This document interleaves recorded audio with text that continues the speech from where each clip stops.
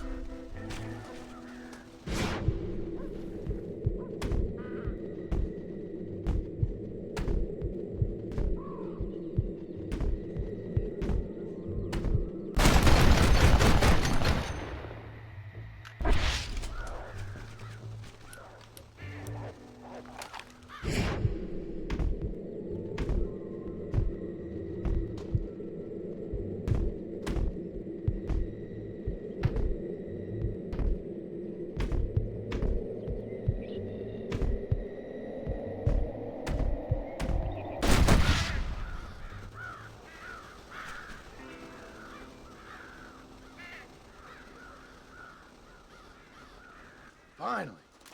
Now about that stew. Howdy, partner.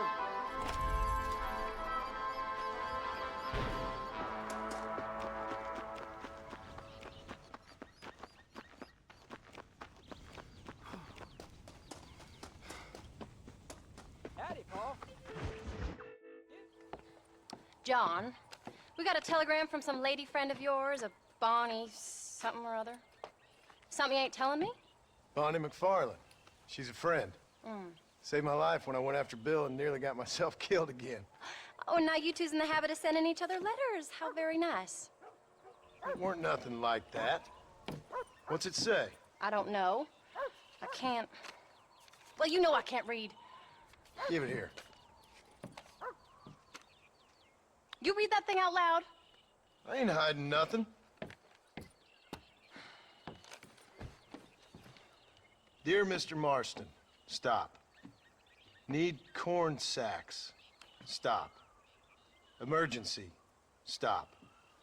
Weevils and moths ate entire county supply. Stop. Can you help?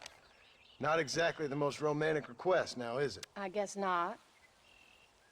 And she saved your life, you say? Yes, ma'am. Well, then you're gonna have to help her and her family out. We've got a plentiful supply of corn sacks over near the silo. About the one thing Uncle didn't manage to have stolen while we was gone. Okay. Hurry back, John. And John, what's she like? You know. A little bit like you, I guess. She's a woman in a man's world.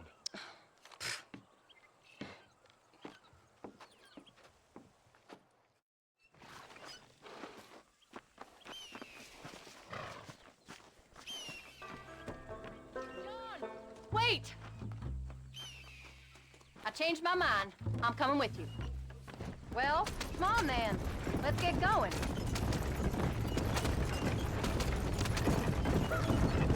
I don't think I can let you go off again without me. Fair enough. I'm glad of the company. You only had to ask. Ask?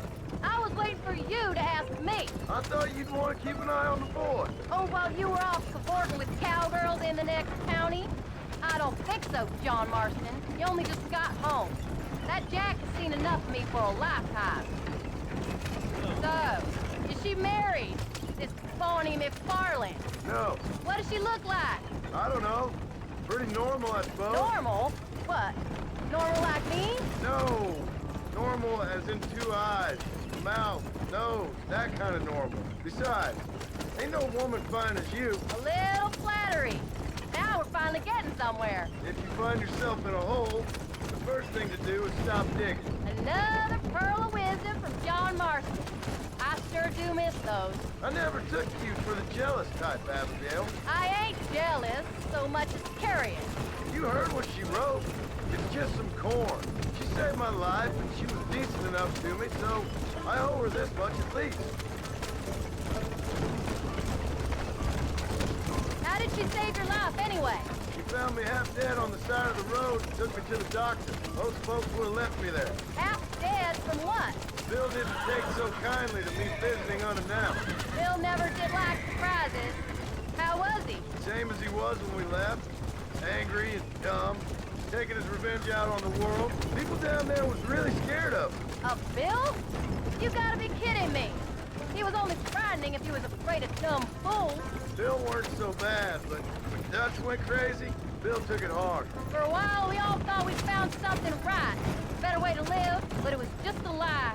So you saw before they did. Maybe. But they was still kind of a family. A family that left you for dead. You knew the truth, John, and they hated you for it.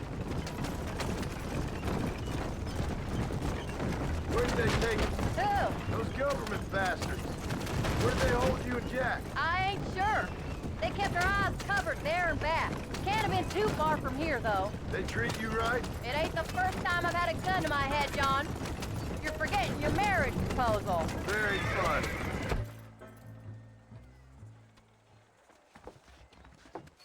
You came. Thank you so much. We lost the entire harvest.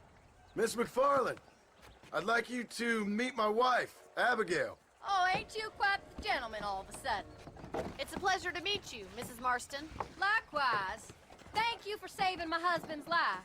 And for teaching the miserable goat some manners, among other things. I didn't teach him anything. I know better than to try to change a man. You should meet my father. Oh, people can change, Miss McFarland. John and I have to believe that more than anybody. This is a decent first harvest for you, John. You should be proud. That's good land you got there. How are you feeling, Mrs. Marston? From what your husband told me, it must have been awful for you. I've been through worse, and I knew he'd be back before too long. He can't cook a meal to save his life. Abigail, in my darkest hours, when I was most homesick, just the thought of one of your rat meat stews kept me pushing forward. Well, about as amusing as a weeping saddle sore, ain't he, Miss McFarland? If you're gonna start yammering about women's work, John, I'd say you might be in the wrong company. I'd say so, too. I never felt so outnumbered.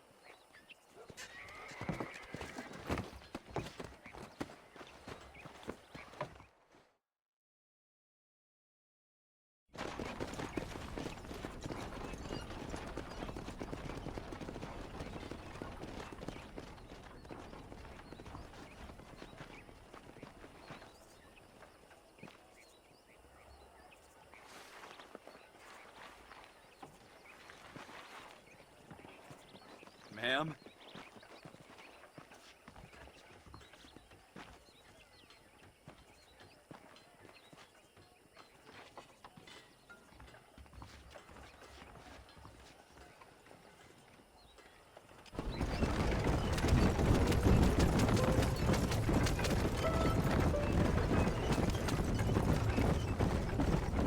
So that was the famous Bonnie.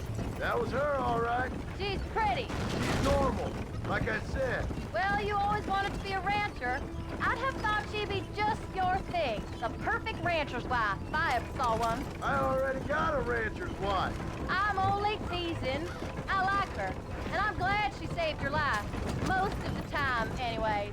The McFarlands are good people. She did blush redder than a shepherd's sunset when she saw you, though. I have that effect on women. You've clearly had one too many blows to the head. You ain't wrong about that, Mrs. Marston.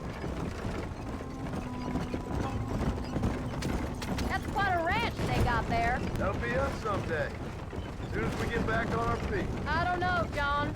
How many times can we start again? An outlaw and a working girl. We ain't exactly farmers. We are now. Forget that life.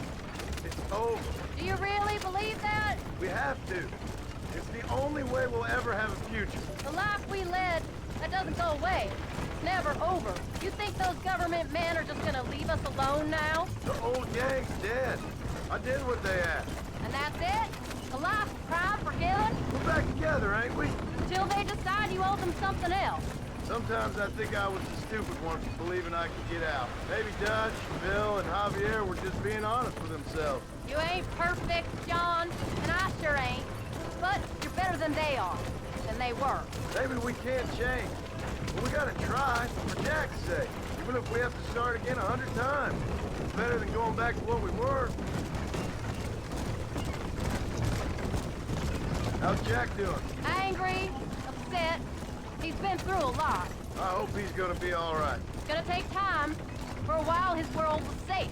Normal, even. Then it got turned upside down again. He ain't saying much about it. I've tried to talk to you. But how do you explain any of this? What do you say when he asks about Uncle Bill and Uncle Dutch? They were family when he was a little boy. He hides away in those books of his. Wouldn't you? It ain't like the real world's done him many favors. He's just been kidnapped. He grew up with the gang. That's no life for a boy. We did our best to protect him. Come on, John. He saw things no boy should see. Well, now we got a chance to make it right.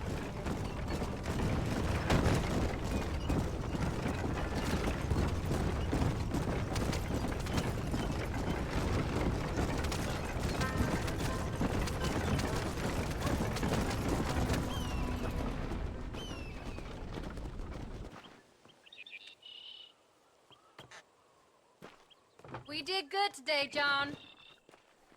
I guess I better go fix us something to eat.